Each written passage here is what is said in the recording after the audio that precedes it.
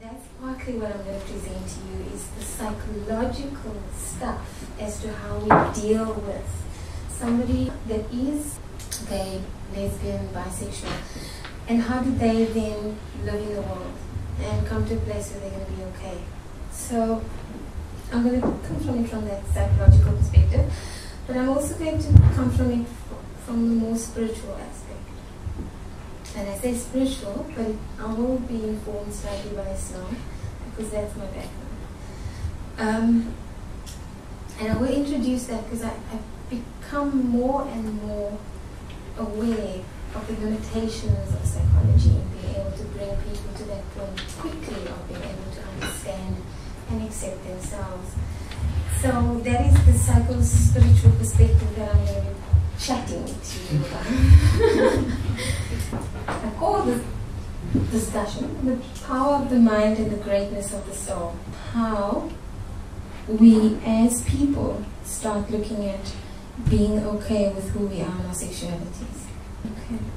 So as a psychologist, of course, the position is that when you're gonna help somebody to feel okay in their world and in their environment, what you do is find out how they see themselves first. Okay. So then you start from that point as a psychologist and you say, well, how do you look at yourself and what was your experiences to get you to that point of seeing yourself in this way? So the theory in psychology is that when you're born, your mother looks at you, and the way that she looks at you will determine how you see yourself. So if she looks at you with love and admiration and acceptance, you feel admirable, acceptable, lovable. If she looks at you as a whole being, oh, what a beautiful baby, and others do the same, you can't feel, beautiful baby. If you're hungry and she cries and she feeds you, essentially you in your little baby mind say, hey, I get hungry, I make this noise, and then I get food. Really cool. I can do this. I create this amazing thing. I'm capable of taking care of me. So that's that process that psychologists talk about in that theory of. So this mother is this mirror. And when you look in this mirror, what you see is awesome, beautiful, amazing. Okay? And then the theory says, from there, if you have that experience, which is nurturing and loving and holding and responding to what your needs are, then you're going to be confident. And you're going to go into the world, and no matter what the world does, if it's challenging, if it's nice, you're not going to think, hey, I'm a terrible person. The world is terrible. You're actually going to feel, the world is challenging. I'm okay. I have a center that's good, a core sense of myself, of who I am. I'm a person, I'm lovable, I'm okay, I'm confident. That's a problem outside of me, and I can either deal with it or I'm going to struggle. But there's no sense of suddenly I'm not okay. That problem is outside of me. That problem is not okay. So when you have that kind of mirror, you're okay.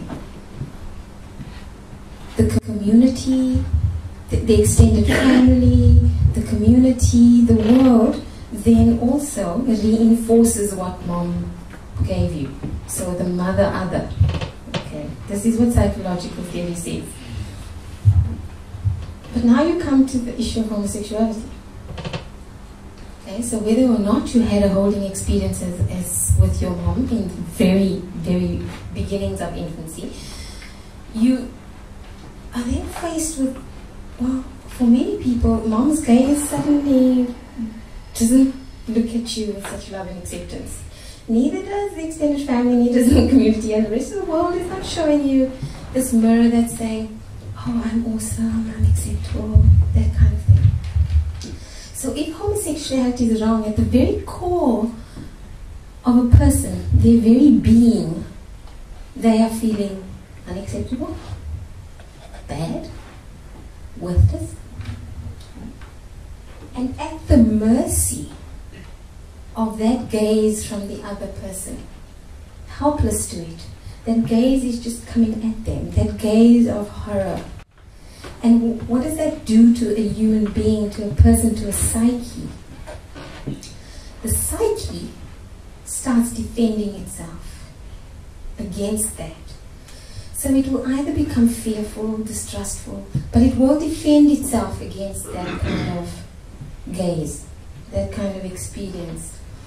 And most of the time, that defense is, I don't trust you, I'm afraid of you, the world is a terrible place, it's unsafe, I better look after myself. Okay? So, at this point, if psychological theory says you need the outside to determine how you feel about yourself, then gay people are in a very difficult position. Yes? So we've got to start thinking a little bit differently, like how are you going to be okay if you can't depend on the outside world?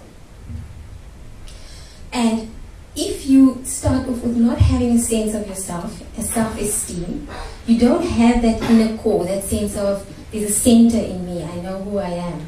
You are far more diffuse. It's like your skin is, people can take you by the nose and make you feel great about yourself and really crap. It's like up and down. Because you don't have an organizing identity, a center that's I'm okay. And so unless somebody comes into your life that consistently, over time, tells you, you're okay, you're okay, you're okay, you're okay, you're not going to believe that. At some point you're like, yeah, sure, I believe you. What do we do with these compliments? I don't know. So unless it's consistent, that image of yourself doesn't change. And if you believe that the source of your life cannot accept you, your mother,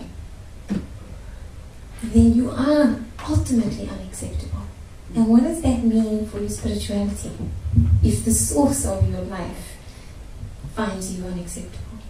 So we need to begin to start thinking differently. I can't depend on the outside.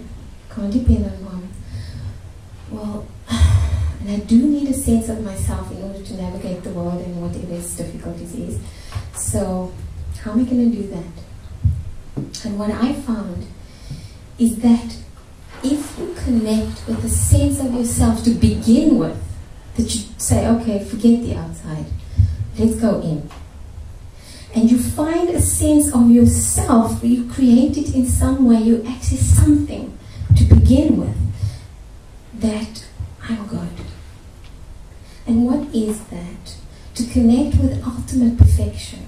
It's like something has to be really good in order to convince you that you're okay. So what is that? And for me, I found it's if you connect with your spirit, your soul, that's perfection.